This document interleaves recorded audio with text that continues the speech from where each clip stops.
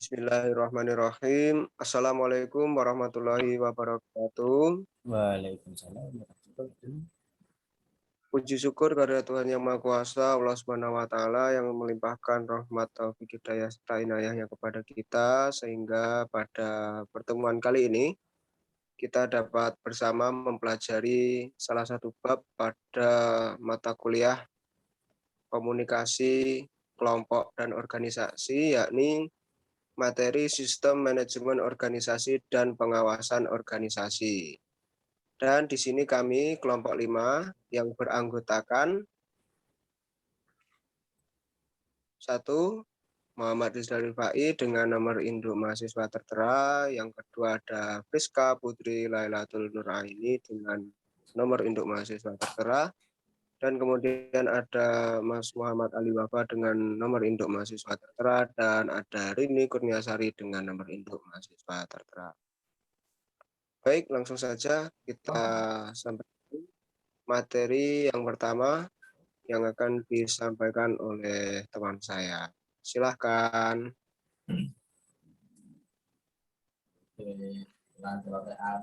Sistem manajemen organisasi di sini ada 4 sistem. Yang pertama yaitu eksploitatif otoritatif. Di sini ada 4 poin. Yang pertama yaitu pada sistem ini manajemen menggunakan rasa takut dan ancaman kepada bawahannya. Poin kedua, pimpinan memutuskan segala persoalan tanpa meminta umpan balik dari bawahan. Poin ketiga, motivasi terbentuk karena adanya bawahan. Dan poin keempat, atasan dan bawahan sedikit sekali melakukan komunikasi. Selanjutnya, sistem yang kedua yaitu benevolent otoritatif. Poin pertama, motivasi kerja terbentuk jika ada penghargaan dan hadiah. Poin kedua, informasi dapat mengalir dari bawahan ke atas, namun terbatas pada hal-hal yang ingin didengar oleh atasan. Yang ketiga, pimpinan mengambil keputusan yang terkait dengan kebijakan tertentu, namun mendelegasikan atau memberikan kewenangan kepada bawahan untuk mengambil jenis keputusan tertentu. Selanjutnya, sistem yang ketiga yaitu konsultatif. Yang pertama, pada sistem ini pimpinan berkonsultasi dengan karyawan atau bawahan, namun pimpinan tetap memegang kontrol perusahaan. Poin kedua, pimpinan cukup memberikan kepercayaan pada bawahan walaupun belum sepenuhnya. Dan poin ketiga, rasa tanggung jawab untuk mencapai tujuan yang diinginkan sudah menjangkau manajer tingkat rendah. Lalu sistem yang keempat, ada kelompok partisipatif. Yang pertama, pimpinan memberikan peluang sepenuhnya kepada karyawan dalam proses pengambilan keputusan. Dengan demikian, terdapat kepercayaan besar terhadap bawahan. Poin kedua, motivasi terbentuk karena adanya penghargaan ekonomi berdasarkan tujuan yang ditentukan bersama. Poin ketiga, seluruh individu pada setiap tingkatan memiliki rasa tanggung jawab yang real untuk mencapai tujuan organisasi. Lalu, bagaimana peran komunikasi pada keempat sistem manajemen tersebut? Jadi, pembagian sistem manajemen menurut Likert merupakan suatu variabel penyebab atau causal variabel karena sistem yang dipilih akan menyebabkan hasil-hasil yang berbeda. Namun demikian, beberapa variabel penyela atau intervening variabel tertentu memungkinkan terjadinya hubungan antara sistem manajemen dan hasil atau akibat yang ditimbulkan. Terima kasih. Selanjutnya, metode pengawasan menurut Philip Tompkins dan George Cheney terhadap anggota atau karyawan terdapat 4 cara, yaitu yang pertama, pengawasan sederhana, pengawasan yang menggunakan kekuasaan secara langsung dan terbuka. Yang kedua, pengawasan teknis, pengawasan yang dibantu dengan alat atau teknologi, contohnya pemberian HP kepada pekerja dari perusahaan untuk kepentingan pekerjaan. Yang ketiga, pengawasan birokratis, yang mana pengawasan dengan prosedur dan peraturan yang diterapkan. Dan yang terakhir, ada pengawasan konservatif, yang mana pengawasan menggunakan hubungan interpersonal dan kerjasama antar pekerja sampai sebagai bentuk kontrol. Lanjut. Yang berikutnya ada pengawasan kedisiplinan. Pada organisasi kontemporer, pengawasan terhadap kedisiplinan dapat menggunakan 4 cara. yakni yang pertama ada cara tersamar, yaitu cara atau metode yang tidak mudah diketahui oleh orang luar, yakni disiplin yang terkait pelaksanaan dalam organisasi tidak mesti dibuat secara mencolok.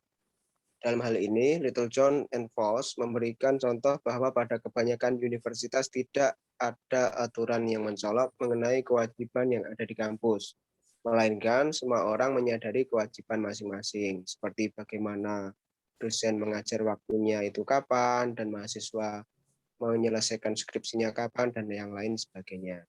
Yang kedua ada kerjasama.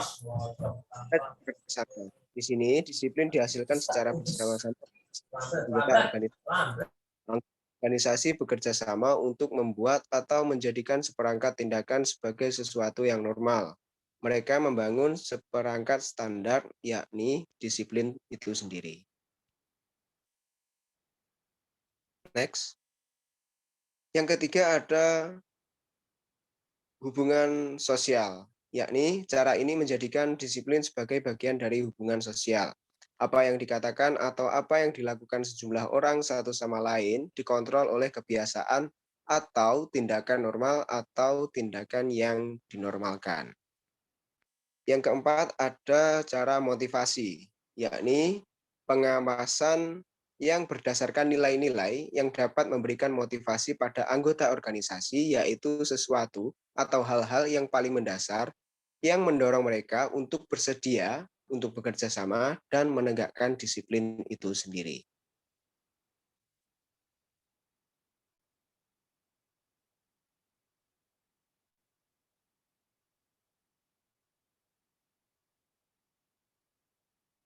Silahkan pemateri berikutnya.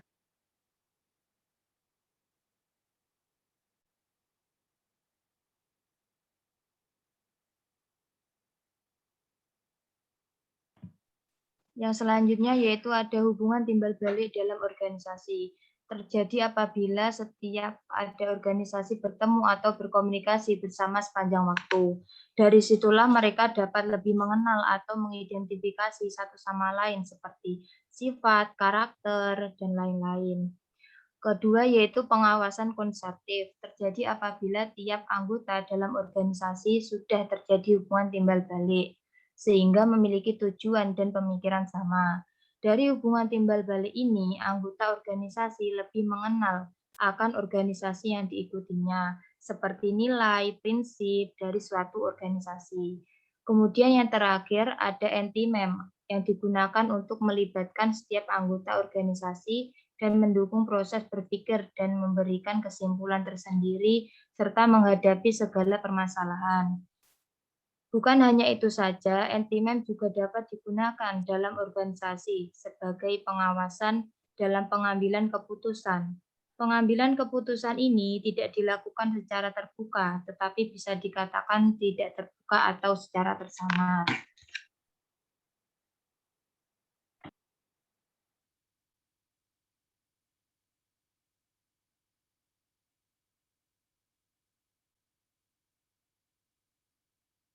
Sudah? Baik teman-teman, seperti itulah presentasi yang dapat kami sampaikan dari kelompok 5. Selebihnya dapat teman-teman baca sendiri pada PowerPoint yang nanti akan kami share di grup. Dan ada kurang lebihnya mohon maaf dari kami. Kami akhiri. Terima kasih. Wassalamualaikum warahmatullahi wabarakatuh. Waalaikumsalam. Warahmatullahi wabarakatuh. Angkat jempolmu kawan. Siswa. Wes ya.